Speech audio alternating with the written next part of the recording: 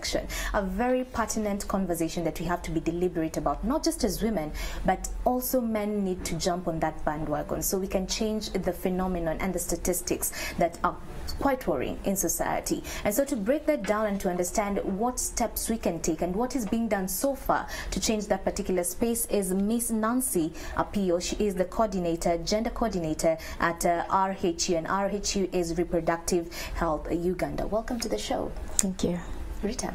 Now, Nancy, one thing that we first of all need to do is wish you a happy Women's Day. Thank you. And David is going to smile as he says it as well.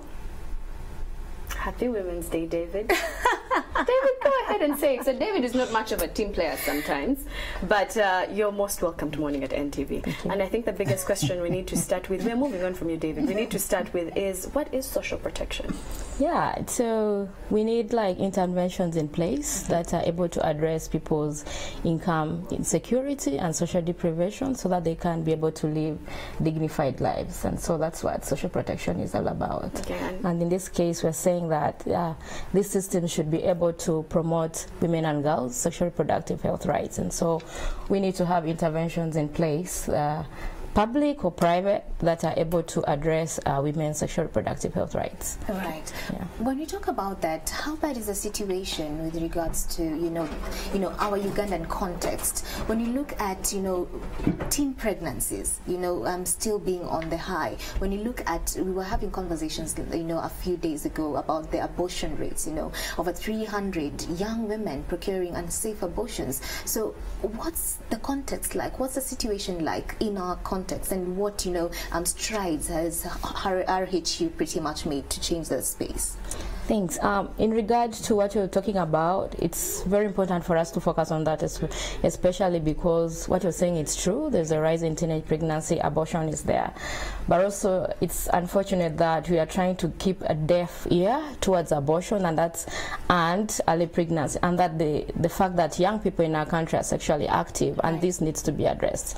We need to have comprehensive sexuality education to our young people and be honest about it, talk to them about these issues, open their eyes about these issues. But we still have cultural issues, religious issues that are still like a hindrance. We still have a lot of cultures that are promoting early girl-child marriages, and so in our context in this country, I think those are some of the issues to talk about, and we hope that these interventions would be in place to address the sexual reproductive health of young people and women and girls. So we mentioned the fact, you have mentioned it, and I'm also wondering, I have sexual reproductive health rights. They exist. What are these? For someone who's like, what are you talking about? I know. Yeah. So it's first of all like a need for everybody, like it's a fundamental right that sexual reproductive health is basically like for a human being to be good in terms of their reproduction and sex life. You need to be able to reproduce or not reproduce. Rights means you should be able to decide when, how, if you want to reproduce or not even to reproduce, and you should be supported to make these decisions. You should be able to make decisions about what to do with your body. And this is especially very difficult for women because the decision-making powers is usually not with them. It's with their spouses and the male counterparts in their lives. And so it becomes very difficult for women to exercise their rights over their own bodies, over their own reproduction. But everybody should be able to decide, for example, how many children they want to have, when they want to have it, or how they want to have it, regardless of their sex or gender, regardless of their religion, and free from discrimination. And so they should be able to have a safe sex life. They should have a satisfying sex life, and that is what sexual reproductive health is about. David. Wow. These rights, do they apply to every single woman? And at what age do you start? Because when you come to rights, you know how it is in this country. Rights, everyone has their rights, but they're not something that are taken very, very serious. And what are the implications of not taking these rights serious? Of course, if we don't support people to exercise their rights, that becomes a human rights violation, and so that means we are violating our own people. And these rights are not only for women and girls, they're for everybody, for all individuals, including men. Men too have their own sexual reproductive health issues. Men should also be able to decide if they want to have kids or not kids.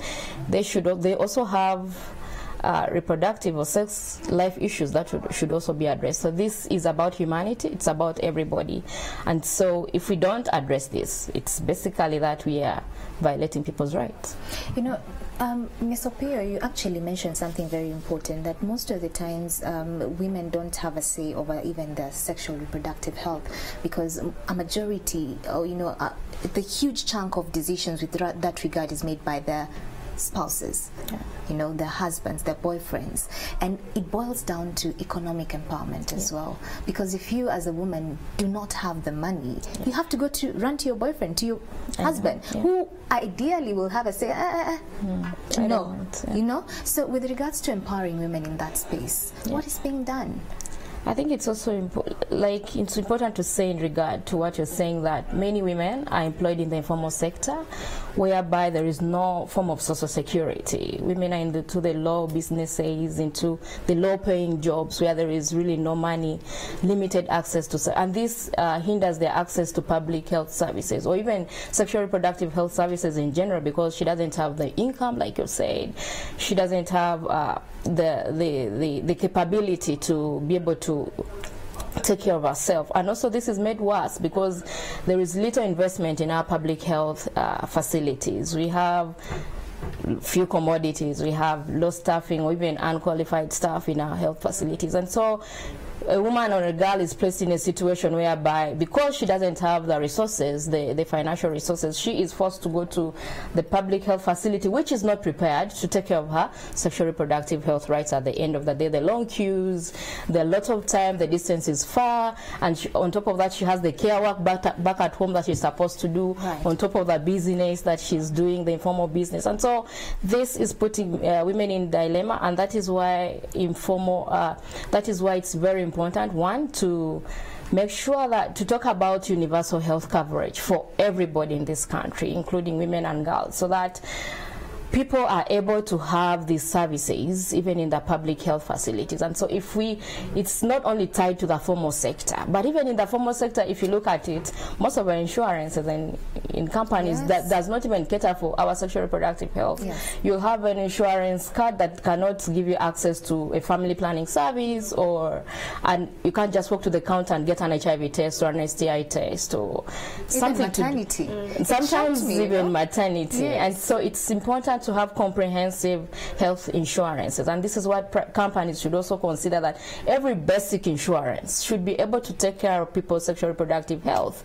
And so this should be a basis into which even we vet our insurance companies when they come to give, even for those in the formal sector. And so back to what you said, financial security of women is very important when it comes to improving their sexual reproductive health, because one, it gives her more decision power. Like if she has the resources in her hands, she's able to get on that border or the taxi to go for the family planning service, or even pay for it when if it needs money. And so financial security, and that is why we applaud Ugandan's interventions, like the Uganda Women's Entrepreneurship Programs that are in place, the youth livelihood programs that are providing economic support to women. And those are some of the innovations and the creativity that we are celebrating, that is giving money in women's hands, money that eventually translates into them being able to take care of their sexual reproductive health. You mentioned one thing, which is that it's not just going to be the woman's decision that now I have the rights to be able to make the decision when it comes to my sexual reproductive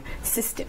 Yes, there's also the men, there is the companies, but taking it to the men in this particular area of things. How do we get the men on board? Because it's not going to be just us women deciding that, these are children I want to have, so I'm going to tell you these are the ones I want to have, so deal with yourself and this is how I want to do it. But how you get the men to know that it's okay that if she wants to have a say in how many children she wants to have, it's okay if she just doesn't even want to have a child, it's totally fine. She's not less of a woman, and it's okay if she's asking you for an HIV test, even if you're married, and she just wants to know where do you stand after 3 months. Yes. So male involvement is very key in sexual reproductive health, and those are some of the areas that as Reproductive Health Uganda we have invested in to bring men into this conversation. Like she said, it's not just about women, it's not just about men. And so one, it's also to consider and to let men know that they also have sexual reproductive health needs, and that they can also take part in getting these services. For example, we have condoms, we have vasectomy, that men can also take part in and support their partners, so that the burden of reproduction is not only on women, so that men, instead of her going for the pills or everything, says, no, sweetheart, I'll do the condoms or I'll do the vasectomy. And that's the conversation that needs to be had with men, a deliberate conversation with men.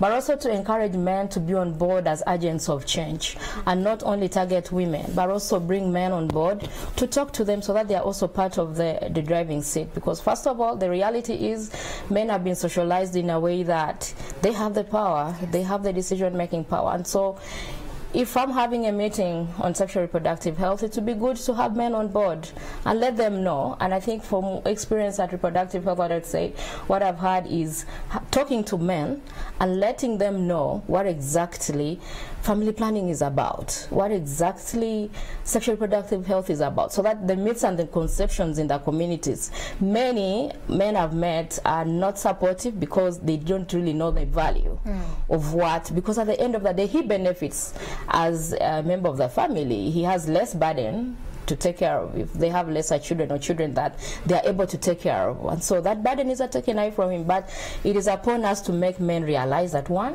they can be agents of change, and they are part of this conversation, they are part of this process, and they are very important stakeholders. Two, that even men should be they can also receive the services themselves. And also they should also be supportive. So we've been having conversations of men of be supportive to your spouse. And so antenatal, for example, go with your partner, be part of the child from the time of conception up to the child that the baby is out, up to the child that the baby is growing. Men should be part of this process. And that takes me to say that, for example, most of the burden for parental leave is on women right now in our country. Yes. Men are not, I think they're given, in many instances I've heard of men given 4 days, which is very unrealistic, and women, even the 3 months given to women is also not enough. And so it's also important to come up with interventions and policies that encourage partners to be able, so that they are both stakeholders in this.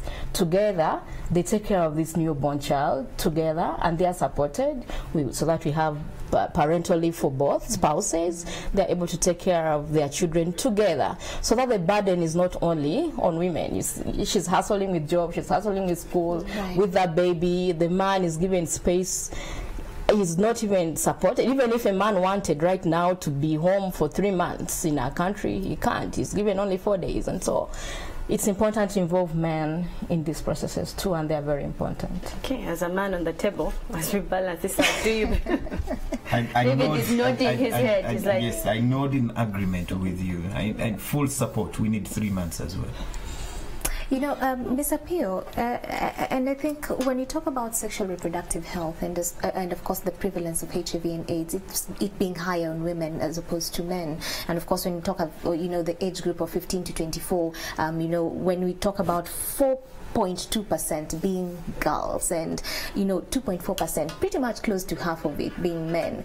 Let's talk about the uptake of the change of mindset as well with regards to the rural areas and male circumcision, because when we talk about HIV and AIDS, male circumcision is a conversation. Last year we had quite a number of campaigns, but how is the uptake being taken in rural settings, especially now that we know that that directly affects the reproductive health of the female, of your female sexual partner? So like we said earlier, it's important to have this conversation with both partners. And so even when we're talking about circumcision, even the woman should be part of this conversation. She's part of it. So just going to mobilize men alone without their wives knowing about circumcision is not good enough. But like you said, first of all, in our cultures and in our norms, it's like reproduction is solely the role of the woman. Yeah. We forget that it's really, this is something that it should be for everybody. And so we leave that process to the woman, but also, like you said, it's important for this conversation to be for both. And one of the reasons I believe that HIV is higher among women, the prevalence is high. It's because of the vulnerability that women are in. Like we said, if we look at even in the formal sector, in everything, women are in the softer positions where there's no deal. You know what I'm talking about? Yes. Like the resources, the opportunities, they are at a position where they become more vulnerable even to AIDS, even if she has HIV. And so it's important for us to, that's why women's empowerment becomes very important in this conversation, even when it comes to eradicating of HIV and AIDS. Right. And so, are the men in the rural areas open to circumcision now? Is it becoming something that they even push each other to go for? Depending on the rural area. Yeah. If it's a rural area whereby the conversation has been open, there are dialogues, there is sensitization, then like I said, it's about change of mindset, it's about change of attitude. And so change of attitude takes time, but it has to be deliberate or intentional. And so in communities whereby this conversation has been open and deliberate, the services are there, the staff are skilled, they are ethical, it's positive. But also in scenarios whereby there are still myths and conceptions, or someone thinking maybe it's going to make me not function as a man before, and so that's where to get the resistance. Yeah. Wow. And there's this bit of culture coming in. Culture is very important. Knowing that perhaps if the woman now has more money, the man should be afraid. This one is no longer able to be controlled. You have heard these things, I believe, yes? And also with culture, you talk about the more children you have, it is a blessing. You can't have only one child. How can you stop God who wants to give you more? Yes, so talking about our culture vis-a-vis sexual reproductive health rights, where does it stand? Where should we say, okay, culture, let's put you aside and let's look at the facts? So culture is one of those hindrances to sexual reproductive health, but it's also one of those opportunities that we have to promote, like the norms in place. Some of the norms we have actually make people to be more exposed to diseases. For example, when we say that be a man, you can have as many women as you want. Yeah. Already we are telling men to risk their lives and expose themselves to infection, and that already our culture is making them to get sick, and it eventually affects their health. Yeah. Or boys, a boy does not necessarily have to be a virgin. Virginity is for girls. Okay. And so those conversations and those norms eventually affect sexual reproductive health.